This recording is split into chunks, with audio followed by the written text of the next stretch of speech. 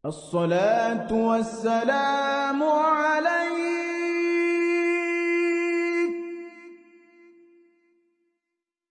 يا إمام المجاهدين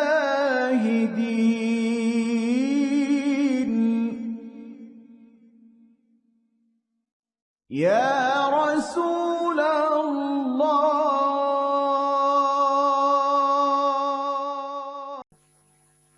Ikhwatul iman rahimakumullah. Tema kajian kita pada taklim pada subuh ini membahas tema tentang alamatu qalbin salim, tanda-tanda hati yang bersih. Allah berfirman kepada kita dalam surat Asy-Syu'ara surat 88 dan 89. Surat ke-26 ayat 88 dan 89. Jadi Asy-Syu'ara surat ke-26. Di mana Allah berfirman kepada kita, Allah berfirman kepada kita, yaumala yanfa'u malun wala banun illa man atallah biqalbin salim. Pada hari itu nanti di akhirat tidak guna harta dan anak illa man atallah biqalbin salim, melainkan orang yang menghadap Allah dengan hati yang bersih. Jadi secara emosional ada dua hal yang sangat dekat kepada manusia, yaitu harta dan anak. Yang sangat dekat kepada manusia saja tidak menolong kita, apalagi yang lainnya, apalagi harta, apalagi jabatan, apalagi gelar akademis dan lain-lain. Kalau kita kembali kepada Allah nanti, yang menolong kita adalah hati yang bersih. Nah, sebelum saya menjelaskan alamatu qalbin salim, tanda-tanda hati yang bersih, Al-Quran menyebutkan ada 3 jenis hati. Ya, Al-Quran menjelaskan ada 3 jenis hati. Pertama, hati yang bersih, qalbin salim. Yang kedua, hati yang sakit. Itu ada dalam surat Al-Baqarah ayat 10. Fi qulubihim maradu fazadahumullahu maradu. Apa tanda hati yang sakit? Penyakit hati yang paling sangat bahaya bagi kita adalah penyakit al-wahnu, wahan, hubbud dunya wa karahiyatul maut. Penyakit yang sangat bahaya dari semua penyakit hati, ya, itu adalah wahan, hubbud dunya, cinta dunia berlebih-lebihan dan takut mati. Rasulullah bersabda, salasun muhlikatun, ada 3 yang menghancurkan manusia. Pertama, syuhun muta'un, wahawan muttaba'un, wa'ijabul mar'i binafsih. Ada 3 yang menghancurkan manusia. Pertama, sifat kikir yang ditaati. Jadi basicnya manusia itu kikir, kecuali kalau dia dapat hidayah. Yang kedua yang sangat membahayakan manusia penyakit hati, kata Rasulullah, ya, wahawan muttabaun, hawa nafsu yang diikuti. Sekarang bahasanya hedonisme dan materialisme. Materialisme suatu filsafat hidup bahwa orang bahagia dengan harta. Padahal Allah telah menegaskan, wa mal hayatud dunya illa mata'ul ghurur. Tidaklah segala kenikmatan aksesoris keduniaan ini melainkan kesenangan palsu. Makanya kalau orang ngejar-ngejar materi, ngejar-ngejar jabatan, ngejar-ngejar popularitas, nggak akan bahagia. Pasti nggak akan bahagia. Pasti akan sengsara. Yang filsafat yang kedua, hedonisme, adalah filsafat hidup yang berpendapat orang bahagia kalau menuruti hawa nafsunya. Padahal kata Allah, Ya, inna nafsa la amarata bisu. Nafsu itu suka menyuruh kepada kejelekan. Jadi yang celaka yang kedua, wahawan muttabaun. Orang yang selalu mengikuti hawa nafsu, termasuk mengikuti logika. Karena logika nggak bisa dijadikan standar kebenaran. Kebenaran dari logika itu kebenaran yang relatif, nggak bisa dipegang. Kebenaran yang mutlak, yang absolut, yang akan menyelamat kita, kebenaran Quran dan Sunnah. Karena kebenarannya mutlak. Yang ketiga yang akan menghancurkan manusia adalah wa'ijabul mar'i binafsih. Bangganya seseorang dengan dirinya sendiri. Sombong. Al-kibru batarul haq wa gomtun nas. Sombong itu menolak kebenaran dan menghina manusia. Dan salah satu kesombongan yang sekarang lagi trending topik, ya, ada oknum habaib yang merasa bangga dengan nasabnya. Padahal dalam Islam kemuliaan seseorang bukan karena nasab. Justru kata Rasulullah, kalau orang bangga dengan nasab itu tanda orang jahiliyah. Arba'un fi ummati min amril jahiliyah. Ada 4 hal dari umatku, dari budaya jahiliyah yang umat masih melakukan sampai sekarang. Yang pertama, al-fahru fil ahsab. Bangga dengan nasab. Nah sekarang banyak oknum-oknum habib membuat kasta baru. Seolah-olah mereka paling mulia. Dikit-dikit punya darah Rasul. Dikit-dikit cucu Rasulullah. Dikit-dikit ahlul bait. Padahal ahlul bait itu Rasulullah, putranya Hasan dan Husain. Itu ahlul bait. Jadi dari mana dalilnya? Oknum habaib mengatakan Syarifah tidak boleh menikah dengan orang bumi sama dengan berzina. Ini adalah kesombongan nasab. Dalam Islam yang harus kita banggakan hanya satu saja, iman dan Islam. Wala tahinu wala tahzanu wa antumul a'launa in kuntum mu'minin. Janganlah kamu lemah, janganlah kamu sedih. Kamulah makhluk Allah yang paling tinggi derajatnya jika kalian orang beriman. Bukan karena Arab, bukan karena Sunda, bukan karena Cina, bukan karena suku-suku lain. Kemuliaan seseorang dalam Islam adalah ketakwaan. Allah firmankan dalam surat Al-Hujurat ayat 13. Wahai manusia, aku telah jadikan engkau laki dan perempuan, dan aku telah menjadikan engkau bersuku-suku dan berbangsa-bangsa. Untuk apa perbedaan suku dan bangsa? Bukan untuk menyombongkan, tapi lita'arafu, untuk saling mengenal. Inna akramakum indallahi atqakum. Yang paling mulia di antara kalian itu orang-orang yang bertakwa. Nah, kita teruskan. Jadi hati yang pertama, hati yang bersih. Yang kedua, hati yang sakit. Yang ketiga adalah hati yang mayit, qalbun mayit, hati yang mati. Itu difirmankan Allah dalam surah Al-Baqarah ayat ke-7. Surah ke-7, ayat ke-7, Al-Baqarah ayat ke-7, ya. Khatamallahu ala qulubihim wa ala sam'ihim wa ala absorihim. Allah telah menutup, ya, hati mereka, penglihatan dan pendengarannya. Nah, kenapa orang hatinya mati? Supaya kita hati-hati, bisa kita introspeksi. Kenapa orang hatinya mati? Ya, orang itu hatinya mati karena dia berbuat dosa tidak diiringi dengan amal soleh dan istighfar.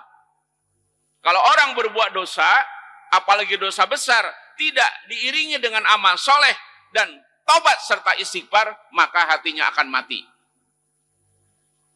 Kata Rasul begini dalam satu hadis, innal mu'mina idza adnaba kanat nuqtatun sauda'u fi qalbi. Kata Rasulullah, orang beriman itu kalau berbuat dosa ada satu titik hitam di hatinya. Jadi kalau dia melakukan dosa-dosa besar, tidak taubat dan istighfar, hatinya menjadi hitam. Karena dosa kecil aja ada titik hitam. Yang kedua yang membuat orang hatinya mati atau tertutup, ketika dia berbuat dosa tidak diiringi dengan amal soleh. Jadi penyebab orang hatinya tertutup ketika dia berbuat dosa, berbuat kemaksiatan, tidak diiringi dengan tobat dan istighfar, dan tidak diiringi dengan amal soleh. Nah, baru kita bicara ke poin yang utama.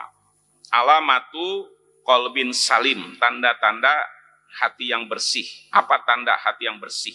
Ya, tadi kan di surat Asy-Syu'ara surah 26 ayat 88 dan 89, yang akan menyelamatkan kita di akhirat bukanlah harta dan anak, tetapi hati yang bersih. Apa tanda hati yang bersih? Tanda pertama hati yang bersih adalah hati yang tenang. Hati yang memberikan ketenangan kepada pemiliknya. Kenapa hati yang bersih? Tanda pertama hati yang tenang. Allah firmankan dalam surat 13 Ar-Ra'd ayat 28. Jadi ciri hati yang bersih pertama hati yang tu'maninah, hati yang tenang, memberikan ketenangan kepada pemiliknya. Allah menegaskan dalam surat 13 surat Ar-Ra'd ayat 28, alladzina amanu wa tatma'innu qulubuhum bidzikrillah, ala bidzikrillahi tatma'innul qulub. Orang-orang beriman itu hatinya akan tentram bukan dengan materi, bukan dengan popularitas dan jabatan, tapi kata Allah, orang-orang beriman hatinya akan bahagia, akan tenang dengan berzikir. Ya. Dengan berzikir itulah Allah menegaskan kepada kita, ala bidzikrillahi tatma'innul qulub. Ingatlah dengan berzikir hati menjadi tenang.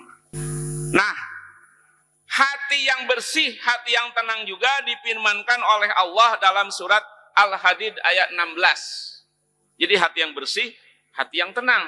Ketenangan dari mana? Dari berzikir. Allah menegaskan dalam surat Al-Hadid ayat 16, alam ya'ni lilladzina amanu an tahsya'a qulubuhum bidzikrillah. Apakah belum datang waktunya kepada orang beriman untuk khusyuk hatinya dalam zikir kepada Allah? Jadi hati yang tenang, ciri hati yang bersih, hati yang tenang, ketenangan itu didapat karena berzikir. Yang kedua, apa ciri hati yang bersih? Ya, ciri hati yang bersih Allah firmankan dalam surat Al-Kahfi ayat 14. Hati yang bersih, hati yang istiqomah dengan kebenaran. Karena di sini, karena Allah berfirman begini, warobatna ala qulubihim, kami teguhkan hati mereka, yaitu 7 pemuda. Karena berani melawan raja yang zalim, akhirnya Allah menyelamatkannya dengan menidurkannya selama 309 tahun. Ketika dikejar oleh pasukan Dikyanus, 7 pemuda itu ngumpat di gua dan Allah menidurkannya selama 309 hari. Makanya di sini ada kalimat warobatna ala qulubihim, kami teguhkan hati mereka. Maka hati yang bersih, hati yang teguh dengan iman dan Islam. Itu ciri dari hati yang bersih. Jadi kita nggak boleh seuzon tentang nasib kita di akhirat. Ini perintah dari Allah. Wa ila rabbika farghab, kepada Rabb kalian harus selalu berharap, harus selalu optimis, jangan pesimis. Ihwatul iman rahimakumullah, seterusnya apa ciri dari hati yang bersih? Allah firmankan dalam surat Al-Hadid ayat 27. Jadi Allah berfirman di surat Al-Hadid ayat 27. Begini bunyi ayatnya. Dan kami telah menjadikan di hati orang-orang yang mengikutinya, mengikuti Nabi Isa maksudnya, ra'fatan wa rahmatan, punya rasa santun dan kasih sayang. Jadi ciri hati yang bersih, hati yang punya rasa santun dan kasih sayang. Ihwatul iman rahimakumullah. Seterusnya hati yang bersih, ya, menurut Al-Quran itu ada dalam surat Qaf. Surat 50 ayat 33. Ciri hati yang bersih yaitu hati yang man khasyar rahman bil ghaib wa jaa biqalbin munib. Surat Qaf ayat 33. Yaitu orang yang takut kepada Rabb yang Maha Pemurah sedangkan dia tidak melihat, wa jaa biqalbin munib, dan dia datang dengan hati yang bertobat. Jadi maknanya hati yang bersih yang akan menyelamatkan pemiliknya, hati yang selalu menyuruh pemiliknya untuk tobat dan istighfar. Bulan lalu kalau nggak salah kita membahas tentang masalah ahamiyatul istighfar, pentingnya istighfar. Allah berfirman dalam hadis kursi, yabna Adam, lau balagot dunubuka ananas sama, summa astaghfartani ghafartu laka wala ana ubali. Allah berfirman kepada kita, wahai anak Adam, kalaulah dosa engkau sudah sampai setinggi langit, saking besarnya dosa hamba Allah itu, summa astaghfartani, kata Allah, kemudian kau beristighfar kepadaku, ghafartu laka, aku akan ampuni engkau, wala ana ubali, aku enggak peduli. Ya, makanya ikhwatul iman rahimakumullah, sekali lagi hati yang bersih adalah hati yang menyuruh pemiliknya untuk selalu bertobat dan beristighfar. Pintu tobat dan istighfar itu dibuka 24 jam, ditutupnya menjelang sakaratul maut, malam yugorgir. Jadi kalau detik ini kita bertobat dan beristighfar di Masjid Asy-Syuhada ini, pasti Allah akan mengampuni. Allah berjanji kepada kita dalam surat 39 Az-Zumar ayat 53 bahwa apapun dosa dan kesalahan kita, kalau kita selalu tobat dan istighfar, pasti Allah akan mengampuni. Itu surat 39, surat Az-Zumar ayat 53. Allah berfirman, "Qul ya ibadiyalladzina asrafu ala anfusihim." Katakanlah kepada hamba-hambaku yang telah melewati batas atas dirinya.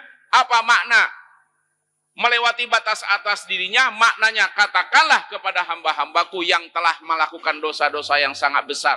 La taqnatu min rahmatillah, kata Allah, jangan putus asa dari rahmat Allah. Innallaha yaghfirud dunuba jami'an. Sesungguhnya Allah akan mengampuni dosa kalian semua. Innahu huwal ghafurur rahim. Sesungguhnya Allah Maha Pengampun, Maha Penyayang. Jadi hati yang bersih, ciri hati yang bersih yang keempat ya, adalah hati yang selalu menyuruh pemiliknya untuk tobat dan istighfar. Apapun dosa dan kesalahan kita, kalau kita tobat dan istighfar, pasti Allah akan mengampuni. Lalu ada yang bertanya kepada saya, Ustaz, bagaimana surat An-Nisa ayat 48? Innallaha la yaghfiru ayyushraka bihi wa yaghfiru ma duna dalik. Sesungguhnya Allah tidak akan mengampuni orang yang menyekutukannya, dan Allah akan mengampuni dosa yang lain. Maksud dari surat An-Nisa ayat 3 ini adalah bahwa dosa syirik akan diampuni oleh Allah. Yang penting tobatnya tobat nasuha. Kan begini Pak, kalau ada orang berbuat dosa sampai menjelang kematiannya tidak bertobat, kan bisa hilang dengan amal solehnya. Ada timbangan amal. Dosa syirik tidak bisa hilang dengan timbangan amal. Dosa syirik hanya bisa hilang dengan tobat nasuha. Apa ayatnya bahwa dosa syirik tidak bisa hilang dengan timbangan amal?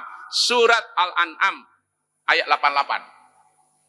Jadi dosa syirik itu tidak bisa hilang dengan amal soleh, harus tobat nasuha. Surat Al-An'am surat 6 ayat 88, Allah berfirman, walau asyraku lahabita anhum ma kanu ya'malun.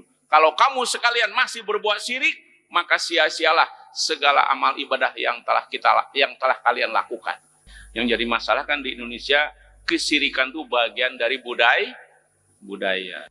Di akhir zaman, kata Rasul, syirik itu seperti pasir hitam di atas batu hitam di malam yang gelap. Jadi sama. Di sini kita harus selalu hati-hati dengan dosa syirik. Ya. Nah, ikhwatul iman rahimakumullah, saya kira itulah penjelasan tentang alamatu qalbin salim, tanda-tanda hati yang bersih.